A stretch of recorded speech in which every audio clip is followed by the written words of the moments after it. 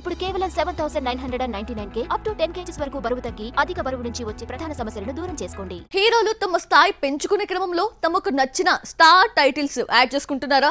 Title మార్పుతో ఒక హీరోకి హైప్ వచ్చింది కదా అని మరో హీరో కూడా లేనిపోని హడావిడితో పేరుకి ముందు స్టార్ టైటిల్ మార్చి జోడించి మరీ కొడుతున్నాడా? నా టైటిల్ నా ఇష్టం ప్రస్తావన ఇప్పుడు మళ్ళీ ఎందుకు వచ్చింది?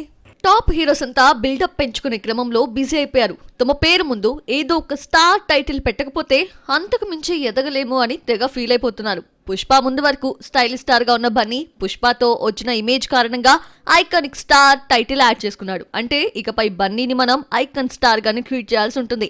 స్టైలిష్ స్టార్ ముచ్చట ఇక మర్చిపోవాలి. రామ్ చరణ్ RC16 లాంచింగ్ టైంలో పోస్టర్లో హీరోగా గ్లోబల్ స్టార్ టైటిల్ దర్శనమిచ్చింది. ఇంతకాలం మనకు తెలిసిన చెర్రీని మనం మెగా పవర్ స్టార్ గా పిలుచుకున్నాం. ఇకపై అలా పిలవడానికి లేకుండా చేశారు. గేమ్ చేంజర్ RC16 సినిమాల నుంచి టైటిల్ కార్డులో సర్ పేరు గ్లోబల్ స్టార్ గా దర్శనమిస్తోంది. నిజానికి ఈ మాట రావడానికి మెయిన్ రీజన్ RRR. ఈ సినిమా ప్రమోషన్స్, ఆస్కార్ అవార్డు నేపథ్యంలో రామ్ చరణ్ ని నేషనల్ మీడియా గ్లోబల్ స్టార్ గా ట్వీట్ చేసింది.